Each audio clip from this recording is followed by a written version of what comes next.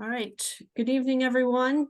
On behalf of the staff of the Friends Committee on National Legislation, I want to welcome you all to tonight entitled Calling for a Ceasefire, Israel-Palestine Briefing.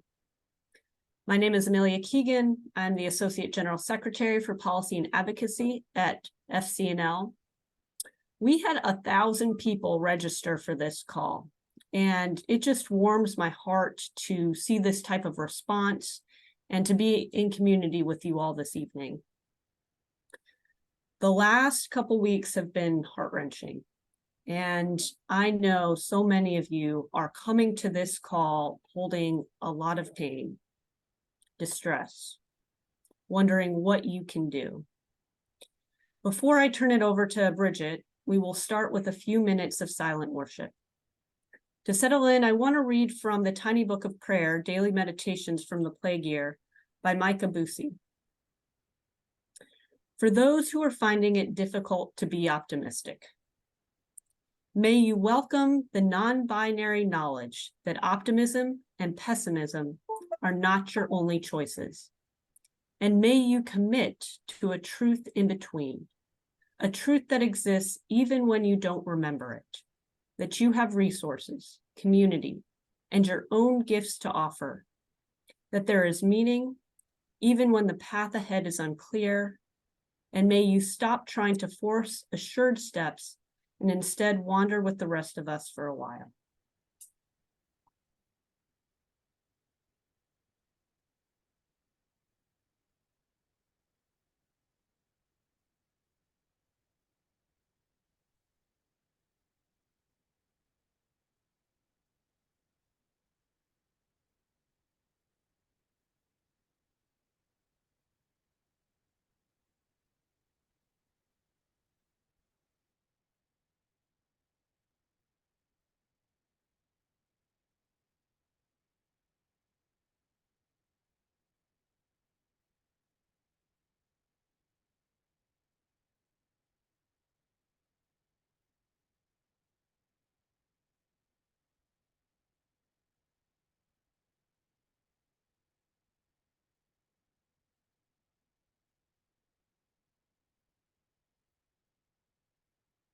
Thank you, friends.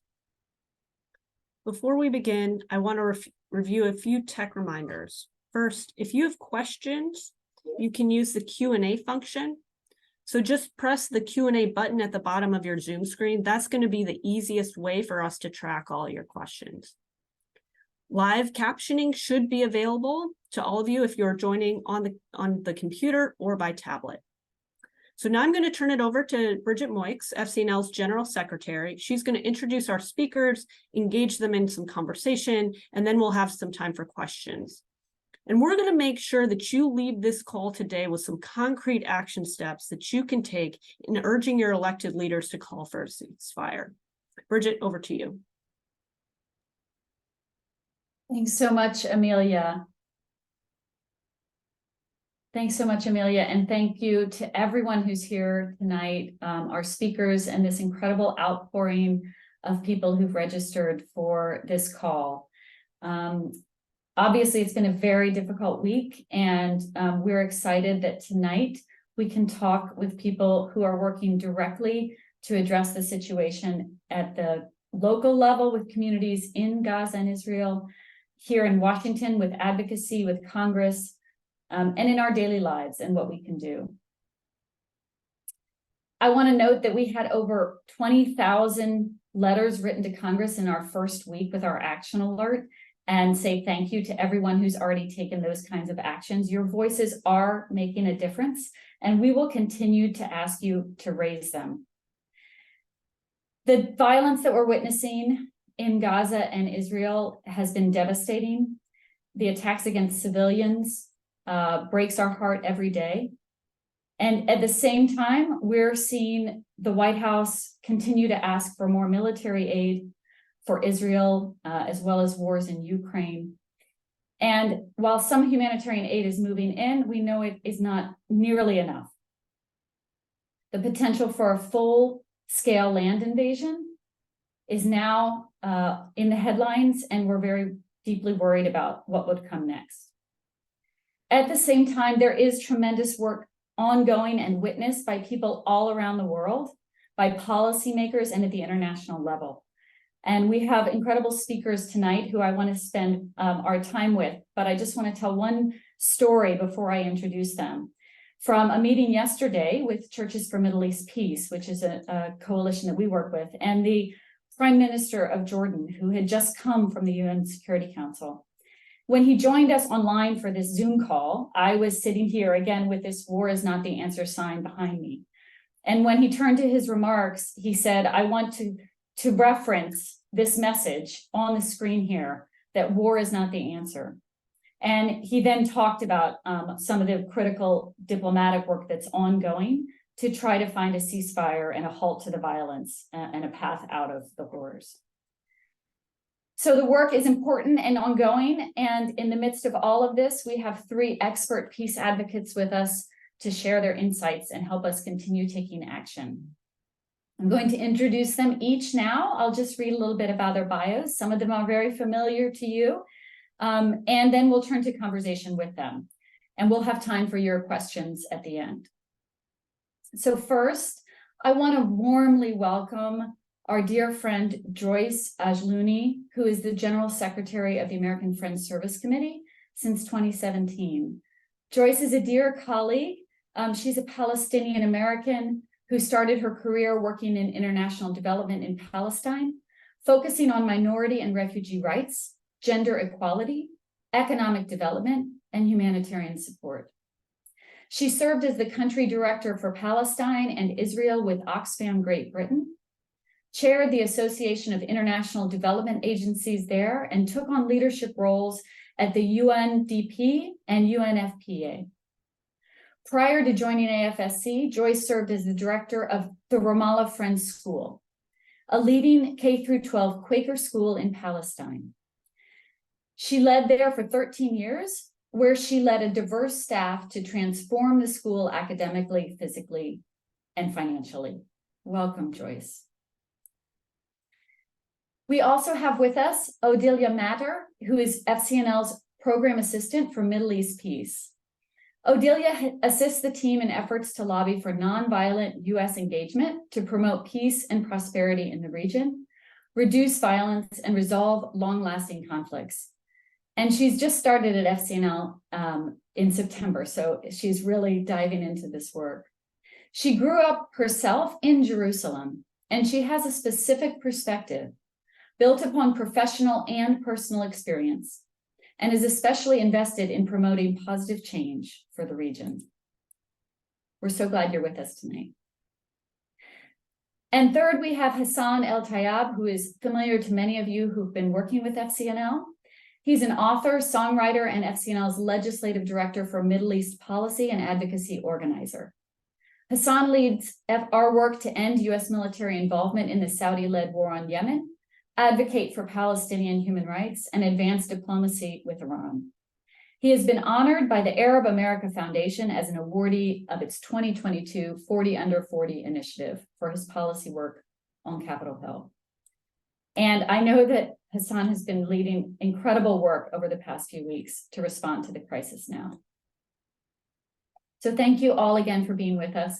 Thank you, because I know that this is not just a policy issue for each of you. It is an issue that touches very deeply to your own hearts and your own communities and families. So I'd like to first turn to you, Joyce, to start the conversation. And again, I want to remind people that if you have questions, please type them in the little box that says Q&A. We'll be looking in the Q&A box, not the chat box. We'll be looking in the Q&A box for your questions, but please feel free to put those in as we go. So Joyce, I hope you know we are all holding you and all of the AFSC staff in the region in the light right now. And AFSC has a very long history of working for peace in the Middle East. And you have staff in Gaza right now. And I just wanted you to start us off by letting us know how are they? How are things in the region? And what do you want us to know about the situation for Palestinians and Israelis now? Thank you. Thank you, Bridget, for the warm welcome. And it does warm my heart to see so many on this call really caring enough to take their time away from their families to be with you all here today and to come together to end the atrocities that we are seeing every day. It's true that AFSC has been in Gaza since 1949. In fact, the UN, before UNRWA was established, asked AFSC to take on the humanitarian effort there. It's really sad to know that today we remain in even a worse situation than the situation was in 1948. The AFSC staff, I was late coming into our prep call because I'm on the Signal channel and I was receiving messages and I want to read them to you. This just came from our staff in Ramallah regarding our staff member Firas, who lives in Gaza. She says the house where Firas' sister is staying had been bombed and still his sister and her kids are under rubble. Please pray for them to be fine and stay alive. She then goes on, his sister Samar, Firas now at the hospital, he is saying they are not with the martyrs, but also many of Firas's relatives and cousins still under the rubble. He said more than 20 people are martyred, God bless them. He's looking for his sister and her kids. He's hoping they are fine and to get out of the hospital soon. That's what we wake up to every morning, checking our Signal chat, which is like a WhatsApp, and just to see, are they alive? Serena wrote to us a few days ago. She said, we hope it will end. We already lost our house. I know nothing about my friends and relatives, and it's hard to get clean water. Now everything is getting worse and worse. I want this to end. Either way, if they kill us now, it's so much better than killing us slowly like this. This is Serena and AFSC staff. So our staff are not well. They all lost their homes. They've lost family members. They're spending their time between putting them to rest and caring for those injured. They've moved and relocated numerous times, like 7 or 8 times. We don't keep track anymore. They don't have water. They don't have food. They don't have electricity. Serena tells me in another message that you won't recognize me if you see me. Our staff in Ramallah are in touch with them all the time, and in Jerusalem, in Amman, where our regional office is as well. They're all distraught, but they're working around the clock. Firas, our staff, who I just spoke of, said to us, I'm trying to think about how to gear up our humanitarian relief efforts. And I'm like, really, Firas, really? You have so much to take care of, and you're thinking about others. And so the situation you hear on the news, but I don't know if you hear the news I hear, because I tune in to other channels, and I tune into Al Jazeera, I tune into Al Jazeera Arabic, and that's where the heart-wrenching visuals haunt me every night, and that's why I don't sleep. It's just hard to imagine what 600 killed looks like, what 2,300 children killed looks like, the weeping, the lamenting.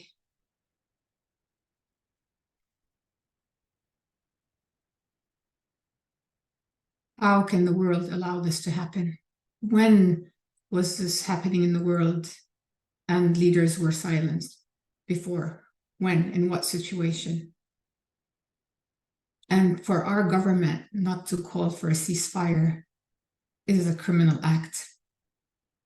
Hospitals are turning into morgues. An estimated 1.4 million people in Gaza are internally displaced. And yet, we hear that this conflict started on the 7th of October. AFSC has stood firm that we do not condone and we stand very much against Hamas or anyone targeting innocent civilians. Their actions were abhorrent. And we hold dear and in the light all the lives that have been lost and those who mourn and grieve, and we grieve with them. But this conflict did not start on the 7th of October.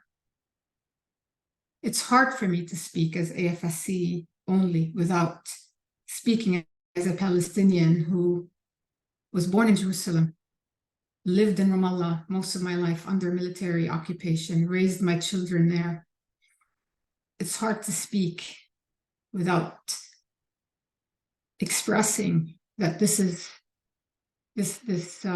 conflict is about a colonial settler project that dispossessed my people, an entire population, under the false pretense that this was a land without a people, for a people without a land. Since 1948 and onwards, a brutal occupation, an apartheid system ensued. I don't know when we say these words to Americans, to the West, and to most people who have never experienced occupation, they're just words. But to us, they are traumas, daily traumas that we have experienced every day: brutality, killings, home demolitions, humiliations, imprisonment, olive trees uprooted, water diverted, electricity cut off, beatings. Where can I stop? In the West Bank, only this past 2 weeks, around 100 Palestinians were killed, many of them children, before the 7th of October. 47 Palestinian children were killed just between January and August of this year. 47 Palestinians were killed, children. Who lamented them? Who lamented? Who grieved for them? Today is asking for the release of innocent Palestinians from Israeli jails who are there with no charge or trial. 6,000 prisoners are in the jails. Many who have not been involved in any operations against civilians. In my opinion, I say, aren't they not hostages themselves? So yes, we ask and we pray that all innocents are back safely with their families. Absolutely. And we need to keep calling for the release of hostages. The CEO of Oxfam wrote an op-ed, and Oxfam is one of the largest humanitarian organizations, and my previous employer, like Bridget said, and he said this is the worst humanitarian crisis they've seen. They've never seen anything like it before. So where do we begin to even paint the scene? And how our oppressor, how Israel, the colonizer, manipulates the narrative to portray themselves as victims, that framing in the mainstream media is stark and very upsetting. I want to quote Hanan Ashrawi. Dr. Hanan Ashrawi is a friend, and she's a Ramallah Friends School graduate. And she said in her famous quote, "We are the only people on earth asked to guarantee the security of our occupier, while Israel is the only country that calls for defense from its victims." So the situation is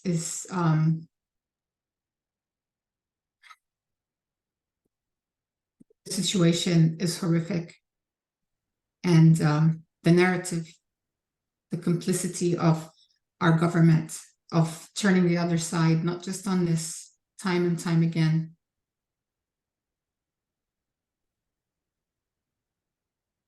Where we have to stand and offer and defend and offer reason why we are humans as Palestinians. Who does that? Why should we do that? Why should we defend our humanity and as a people? And so the racist and genocidal rhetoric that's been out has been quite alarming to all of us, yet no one's speaking from our decision makers against that. And so I want to end here because I want to give a chance, obviously, for others. I have a lot to say, and I'm hoping we will have a Q&A as well to answer your question. But I'm just grateful for the space, and thank FCNL for including me here. And I look forward to listening to Hassan and to Odeliya as well. Thank you. Thank you, Joyce. And we are so grateful for you and for your leadership. And Joyce was instrumental in helping ensure that Quaker organizations came together and issued a statement early on. And so I want to, I think we're going to drop that statement into the chat box. Thank you, Amelia, and people can take a look at that as well. So turning to Odeliya, I wanted to first say how fortunate we feel at FCNL that you are with us this year. I know it must be so hard to be away from home and from your friends and family, and we're just grateful for your courage and how willing you've been to stand up and share your story. I hope people have seen her video, which really prompted many of those letters and actions with Congress.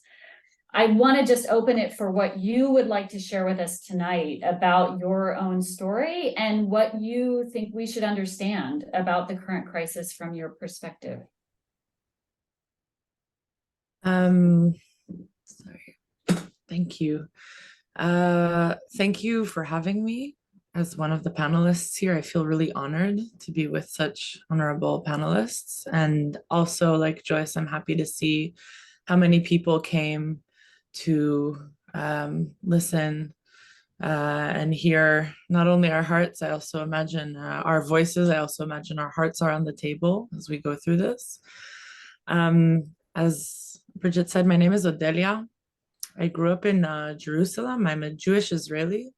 And I think that the reason I'm here today has to do a lot with these messages that Joyce was reading from her Signal group. While she was reading them, I imagined that my great-grandparents and their families, Jewish families, and what they'd gone through would probably sound very similar to that. And growing up in Israel, going through the Israeli education system, being exposed to Israeli mainstream media, it took me 25 years to meet Palestinians and actually hear their voices. That is the depth of the indoctrination that we go to as an Israeli public, to the extent that I cannot agree more with what Joyce said earlier. I was taught my whole life that I'm a victim of the folks that live right beside me. So growing up in Jerusalem, Palestinians who lived right beside me did not have basic human rights, and I did. I had voting rights to the government that controls my life, and my neighbors did not. And yet I was their victim. I just want to give a bit of reference to why I'm here, why I'm in DC, and why I work with FCNL.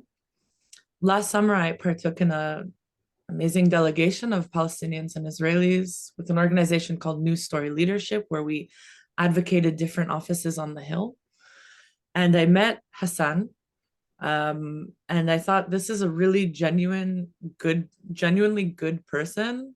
And he's also getting things done that I truly believe and stand behind. And I asked him, how can I do what you're doing? And he told me to apply for this position. And when I was accepted into the position, I was really excited, but scared to leave home. But when I had to really debate whether or not to stay, I felt that I would Israel's becoming more and more dangerous, not just for Palestinians, but also for Israelis like myself.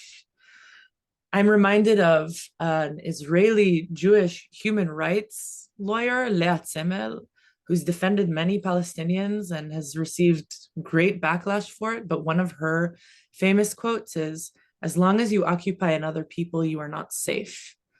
And that is a message I've been trying to relay in my work in Israel towards Israelis, saying that what we have, this occupation in place, is not sustainable. And not only that, it's dangerous for us.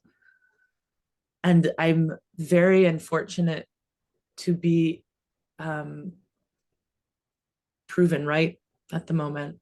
It's something I'm so sad. I wish that I was paranoid, and I wish that I was making that up. I wish that I was seeing things that weren't really there.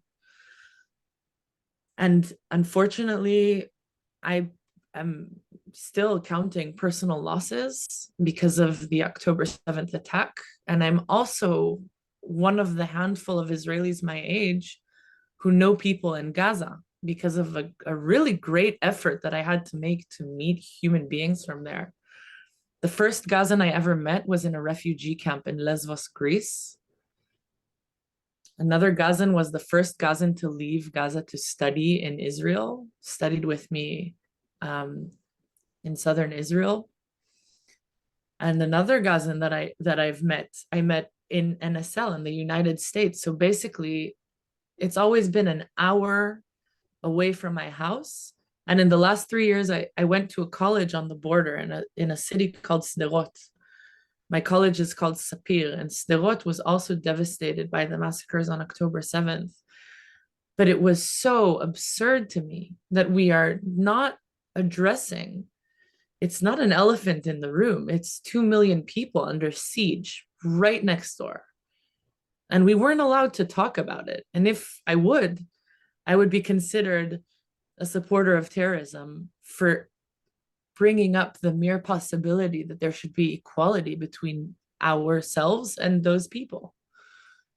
So what's important for me to note today is, first of all, I'm honored to be working at FCNL because of the Quaker legacy that has prioritized Jewish lives in the past when others were silent. And I think that's an incredible honor to be able to give back to that legacy. And I'll also say that Israelis today, what Joyce said, I'm going to have to sit and try and comprehend these horrific messages that you read and really reflect on how awful what is happening in Gaza is right now. But I want to also strengthen the notion that a ceasefire is necessary now, and support for Palestinian human rights is also support for Israeli human rights in the long run.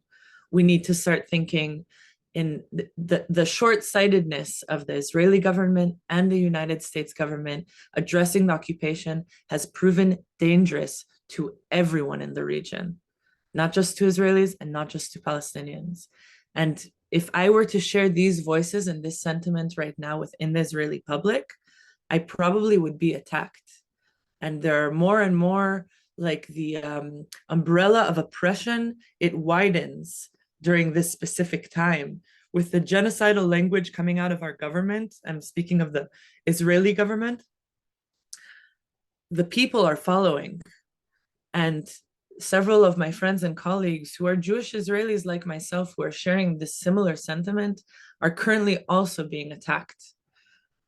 I have a friend who is in hiding because he also dared mention that Palestinians deserve a right to freedom and human rights.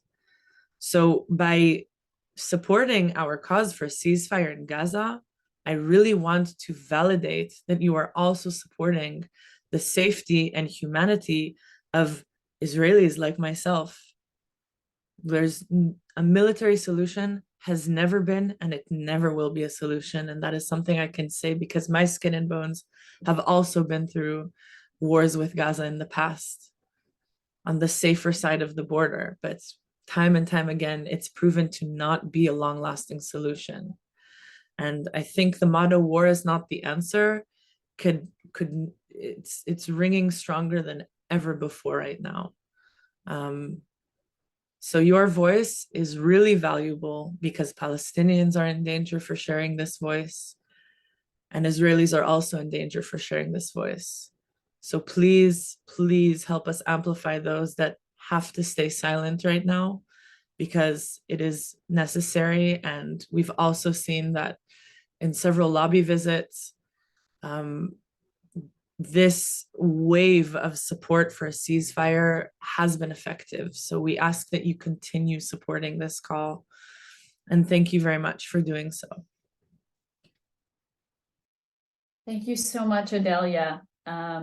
Your lived experience, like Joyce's, brings to life both the incredible pain and dangers of the current situation, and also the realities that you can both see the humanity in the other side and connect with that, and that is what we need to continue doing. And as you said, we need to continue calling on policymakers to press for a ceasefire. And so I want to turn now to Hassan and get your thoughts on this current political situation, the context that we're in with Congress and the White House. You've been doing a lot of advocacy work with the interfaith community and mobilizing more voices for a ceasefire. So what are our elected leaders doing? What do they need to hear from us now? What can we do? This is the question in the chat box over and over again. Thank you, Bridget and Joyce, Odeliya. Oh my God, incredible witness, and thank you for sharing your stories, your life with us.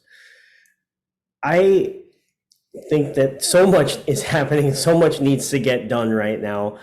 I am absolutely horrified by the violence happening in Gaza right now, horrified by the violence happening in southern Israel on October 7, but horrified at what brought us here, decades of systemic oppression of Palestinians. We need a way out. I am firmly behind a ceasefire. FCNL is firmly behind a ceasefire. There's so much more we need to do, but urgently we need to stop the airstrikes on raining down on Palestinian families in Gaza. That is such an urgent priority, and we need to urgently get humanitarian aid through Rafah port, in all the way into all parts of Gaza. I mean, like I heard from the UN today, from UNRWA, that literally in 48 hours they're going to run out of fuel. And so every moment matters, and we've got a lot of work to do. There's already worrying signs of escalating violence. Now, we're very focused right now on Gaza, but this could spill over into regional conflict in Lebanon, Syria, Yemen, Iraq, Iran. This could really affect the entire region. It could destabilize Egypt, destabilize Jordan. This is really, I don't mean to be alarmist, but this is a really horrific, and, we could just be seeing the beginning here. So that's why we need you. What is Congress and the White House doing? So I'll start with the White House. They are asking right now for a $105 billion supplemental spending package. Most of that money is going to be allocated, towards different defense priorities, including Ukraine, Israel defense spending, but also, some other priorities. About 14 billion of that they have allocated towards the Israel military defense. So that to me is just absolute insanity right now when we need to be de-escalating. They said that they would have $100 million or so for humanitarian aid. So just kind of put that into comparison. We've got one of the world's worst humanitarian crises happening right now in Gaza, and we're giving $14 billion for weapons and $100 million for humanitarian assistance. So I think there's a lot of work to do right there. We're also, sorry, I got lots of chats beeping right now. So that's what's happening on the White House side. They're sending a lot of messages to Congress saying, hey, don't say de-escalation, don't say ceasefire. We did see Secretary Blinken say he supports humanitarian pauses, which are not nearly adequate. It's better than nothing because we certainly do want to get humanitarian aid in, but it's not enough. We need a humanitarian, expedite the assistance in and get a ceasefire. There are also several letters I wanted to flag for people. So folks are speaking up. We have a Schakowsky and McGovern letter calling for aid to Gaza that was signed by 55 members of Congress. Senator Ossoff led a letter with 35 members of the Senate calling for aid to Gaza. It's better than nothing. Senator Welch is now calling into question whether or not the ground invasion is a good idea. That's better than nothing, but again, not quite a ceasefire.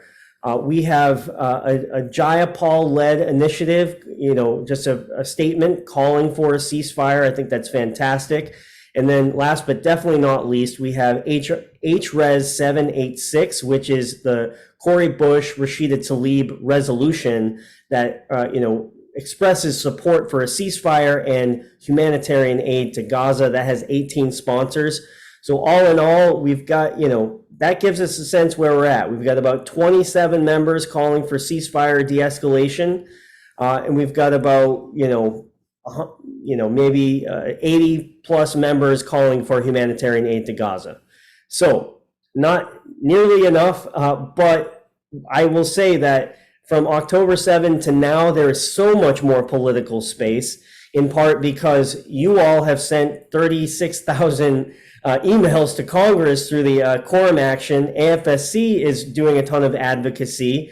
Poor Odeliya has to work with me. Her shoes are probably have holes in them because we've been walking the halls of Congress and trying to get people to listen to the message. Sometimes we schedule a meeting, sometimes we walk right in there. And I think we got to do all of it right now. Also, huge shout out to the incredible advocacy that groups like If Not Now, Jewish Voice for Peace are doing. Doing sit-ins, really, bringing faith leaders into Congress, getting arrested, doing, sleep-ins right in front of the White House. I mean, it's just really remarkable. And in every crisis, there is an opportunity. And we have an opportunity right now to build probably the biggest anti-war movement since the Iraq War, if we come together and actually make our voices heard. FCNL, we worked with AFSC and a bunch of other groups, on a few different statements, but one was signed by 80 national organizations, and we sent that to every single member of Congress. We've got a few colorful responses and some positive ones too, but every single member of Congress and the White House, and we have our very clear ask: publicly call for a ceasefire. Prioritize the protection of all civilians. That includes the hostages being held in Gaza. That includes making sure we have humanitarian aid for everybody that needs it, not just in southern Gaza, all over Gaza and the West Bank. People need support right now. And we also have to urge that everybody respects international law. And that, to me, is a bare minimum. I saw someone put in the chat, hey, that's not enough. A ceasefire is not enough. I agree with you. We've been advocating for human rights and dignity, self-determination for a long time. But right now, I would urge that everybody work with us to narrowly focus on a ceasefire. And ceasefire to protect civilians. Great. Ceasefire to protect the hostages. Wonderful. Ceasefire to prevent World War III. Whatever floats your boat, we'll take it. And so we have a lot of work to do, and I'm just looking forward to getting into more action with folks. And I'm grateful that the FCNL Advocacy Team Network, 1,000 constituent lobbyists strong, will be taking up the call of humanitarian relief and ceasefire in Gaza over the coming months. Thank you so much, Hassan. There's a lot going on and there's more to do. And I want to, just for time, I want to move into some questions from our audience. But I first want to just ask you to mention the drop by visits call and some of the upcoming calls that we'll be doing to help support people to do that. And then we'll go to some questions.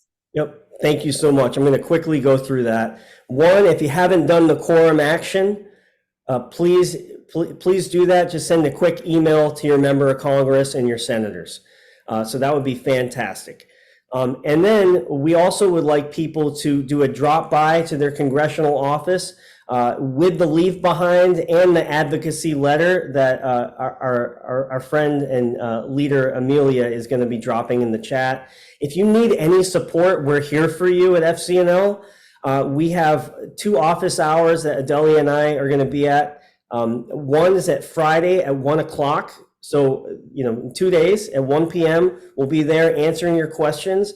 And then also at Monday at 3 p.m., we'll be there doing office hours, helping you if you want to schedule a meeting with your member, if you'd like to, if you need help with the drop by or whatever you need. We're happy to answer questions and give updates. So very simple. The call is very, very easy. Ceasefire now.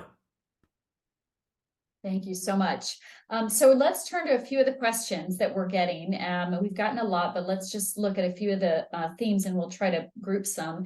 And then we'll come back for some closing words and words of encouragement from our speakers again. I want to first turn to a couple questions that have been coming in about the humanitarian aid, the humanitarian situation. Joyce, AFSC, I know, is doing all it can.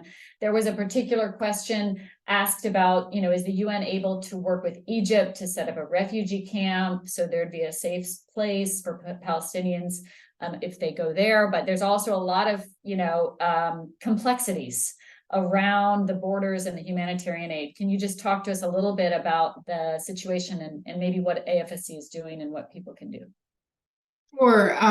First of all, related to ceasefire, I mean, we can't have humanitarian aid without a ceasefire. It's as simple as that. I mean, it's just not safe. Things could get bombed. It's like there's no way. So ceasefire definitely is a prerequisite for humanitarian aid. The border in Egypt is allowing just a trickle of trucks in, and their ICRC, the International Red Cross, and UNRWA. Other humanitarian organizations are stockpiling, us included. We are working with others to coordinate, other humanitarian organizations to coordinate better how our ability to get materials in, life-saving food, medicines, but also non-essentials, and hopefully later on some shelter. So we are trying our best to coordinate. It's very difficult at the moment, and so all we can do as humanitarian organizations is to plan and stockpile, and so that is really the situation. Bridget, did I get to all your question, or I think you asked something else as well? That's very helpful. No, I think you did address the question that was asked. Thank you. Can I just say one thing, Bridget? Sure. As far as having people displaced and pushed into the Sinai, that is a concern for. That is, yeah, because without the right to return, which right now is not afforded to Palestinians, they're worried that they'll never be able to get to their homes again. So that's not something that FCNL is advocating for. If Joyce has more to say on that, but that's why we're urging for a ceasefire, humanitarian aid to the people that need it where they are right now. And don't forget, there are crossings in Israel into Gaza that could be used right now to expedite this humanitarian aid. So people should be calling for that as well. Thank you. Yeah, no, Hassan, you spoke my mind. And I just wanted to also remind everybody that 70% of the population in Gaza are refugees, so they, crossing the Israeli border takes them home, in their opinion, right? And so a lot of them have keys to their homes still. And so you have to remember that there's a lot of anxiety about leaving because they've done this before, and 75 years later, they're still not allowed to come back. And so absolutely something that we should be very sensitive to. Great, thank you so much. It was very helpful. And wanted to turn now and maybe ask Odeliya's perspective on another question we received, and Hassan and Joyce as well. The question is, how do we respond? And actually a couple people asked a similar question. How do we respond to people who argue that a ceasefire will allow Hamas to regroup and attack again in the future? You know, this is one of the counter arguments we get. How do we respond to that, Odeliya, from your perspective, and then others if you'd like? Sure. So I think, like I mentioned earlier, that history kind of proves itself, wherein these constant attacks in Gaza strengthen Hamas. They strengthen that body, and they strengthen the motivation to attack Israel for obvious reasons. I know that almost every year, like a clock, there has been an attack on Gaza, and the majority of times it's been when the Netanyahu's power was in question. There was this kind of, it's a very surreal experience as an Israeli to see, and I imagine it's horrifying for Gazans. But every time Netanyahu's seat, his position in power was questioned, if 100,000 people were protesting his seat in power, if a couple tens of thousands, and recently, over the past several months, every weekend, there was a war with Gaza. And every single time, Hamas wasn't eliminated, and rockets being flown into Israel weren't eliminated. So I don't know how to end attacks on Israelis, but I know how not to, which is continuing to attack Gaza over and over and over again, with grave consequences. Yeah, thank you. Thank you so much. I don't know, Hassan or Joyce, if you want to add anything there.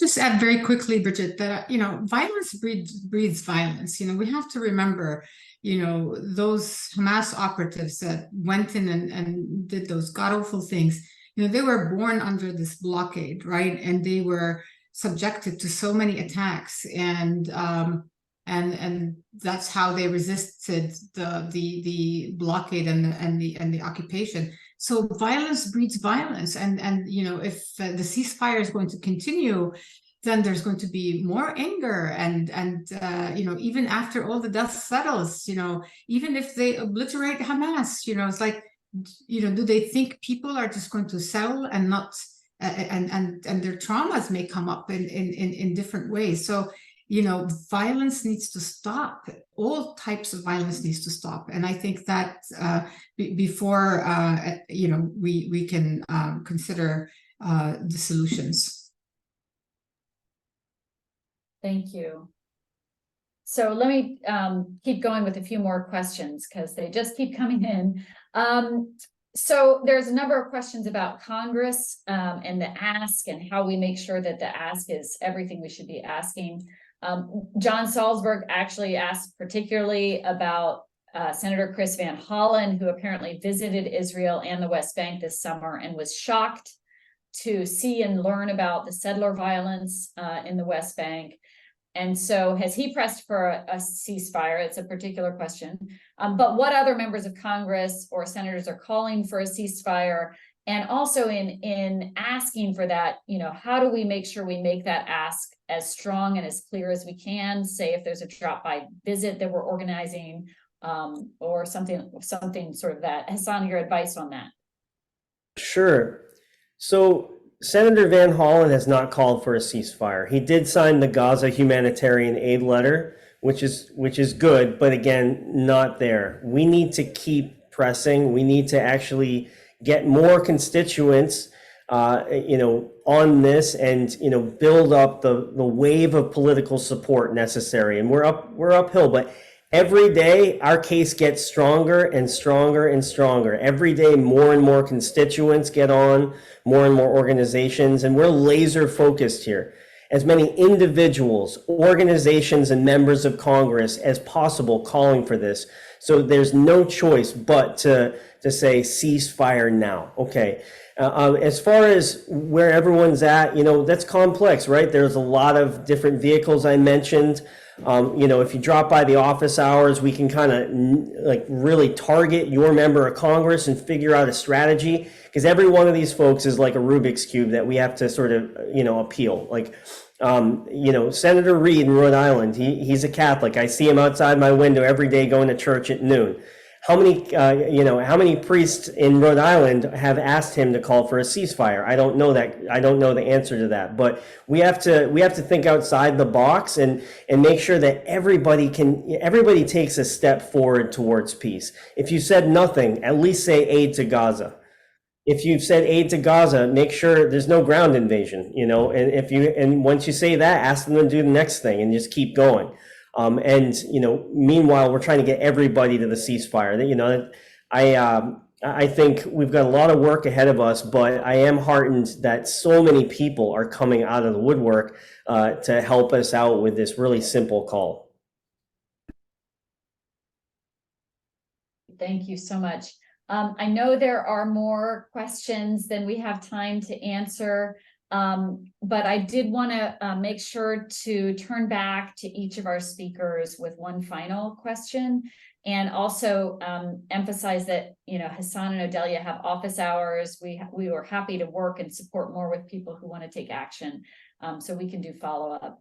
But just to round out what has been very moving, insightful, important conversation with you all, I just wanted to ask, you know, how do you each, and how can you advise others to maintain hope in the midst of all this? I can't imagine what each of you is going through, what everyone in the region is going through.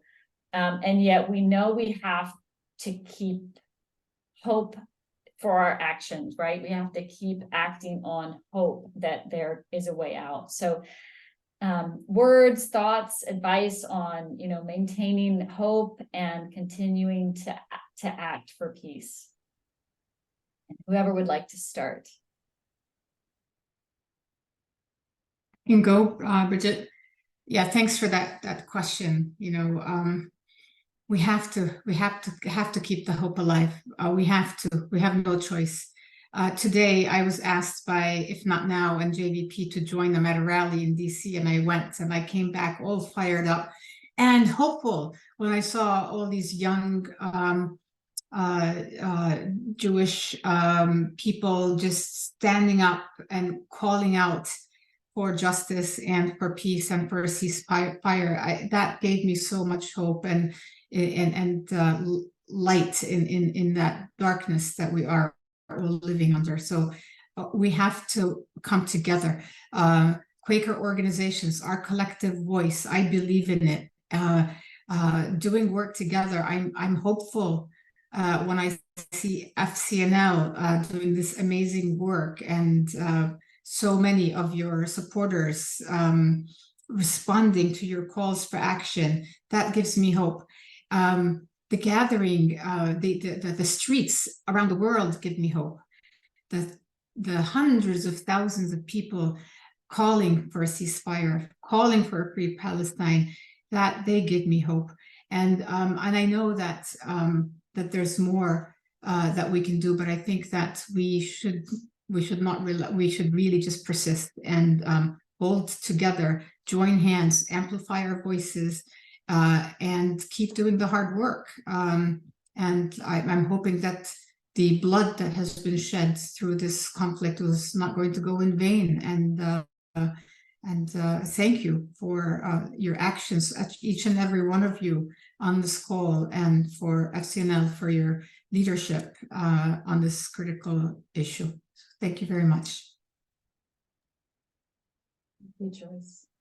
I can also share that I totally agree with the things that give Joyce hope, especially action, and here on the Hill, running into folks from If Not Now and JVP today, storming the office of Hakeem Jeffries and not leaving, because, you know, I think as Jewish people, we have this kind of genetic memory of what genocidal language and actions look like, and it's impossible to stay silent if you have the capacity to draw that line. I feel like it's a rare capacity these days to feel empathy for more than one people at the same time. And I'm noticing more and more people expressing that recently.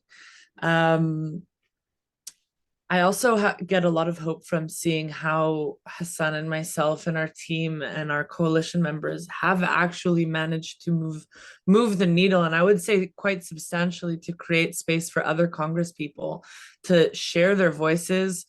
In the last 3 weeks, it's been incredible experience for me on a personal level to know that I actually have the agency to make a difference. And with your help, it's all the greater. And I also have a lot of hope in the simple moments and the changing colors of the leaves on the trees right now, and the beauty that I'm seeing in the safety that I live in right now. I'm really grateful to be here and within this space to be able to recognize the beauty around me. I don't know how to follow that one up. So I want to tell just a short story. Odeliya and I, we went to a few different offices. A couple of them, they were like, yeah, here's the foreign affairs staff, or why don't you reach out to them later? And then we walked into Rep. McCollum's office. They hadn't come out with a ceasefire statement at that point. And I saw the guy, one of the lead staffers on, for Rep. McCollum, and he's like, why don't you come on in, we'll have a seat. Odeliya, in the Quaker tradition, spoke truth to power and told her story. And I'm not kidding, within 4 hours, they put out a statement calling for a ceasefire. Was it all Odeliya? I don't know. But that is what we need right now, people that are willing to tell their story, and tell their story and talk to these lawmakers and actually, put their faith and their values into action. And so that's what gives me hope. Thank you all so much, Joyce, Odeliya, Hassan, everyone who's joined tonight, everyone who's written a letter, made a call, taken an action. I want to remind you all, as we're closing up, that we are urging you, if you haven't already sent the email, that's the first thing to do to your members of Congress. Please do it right now, this evening, if you haven't yet. And please consider doing a drop-by visit. These visits can really be impactful. It's the time to do this. You can stop by your congressional offices, leave behind that we can provide, and urge them again to call publicly for a ceasefire. This is putting pressure on the White House and on the actors, and it's critical that we keep asking for those leadership calls by Congress. If you have questions about how to do any of this and carry out a drop-by visit, or just want some additional assistance and support, there are 2 additional office hours with Hassan and Odeliya, 1 p.m. Eastern time on Friday, and Monday, 3 p.m. Eastern time. So sign up, join those drop-in hours with them. And we will send everyone who's registered for this call all the materials and information about the office hours, and there's a recording that is also going out. I know that the advocacy toolkit's in the chat box as well. So again, friends, thank you all so much to the speakers and to everyone who's been here with us tonight. I want to also let you know that FCNL's Quaker Public Policy Institute will take place November 15th to 17th in DC, or virtually. You can join both ways, and it will continue to focus on peace and urging funding for international peace-building programs that help prevent and mitigate violence in the first place, not continued military aid. You can find out more about our meeting at fcnl.org/annual meeting, and that's in the chat box as well. I just want to close now. We have been in our office carrying this quote around, or at least I have been sitting with it a lot. It is from Rabbi Tarfon, and he comments on Micah 6:8. And we'll just close with this and then quietly settle down and say good night and thank you to you all. Do not be daunted by the enormity of the world's grief. Do justly now. Love mercy now. Walk humbly now. You are not obligated to complete the work, but neither are we free to abandon it. Thank you, friends.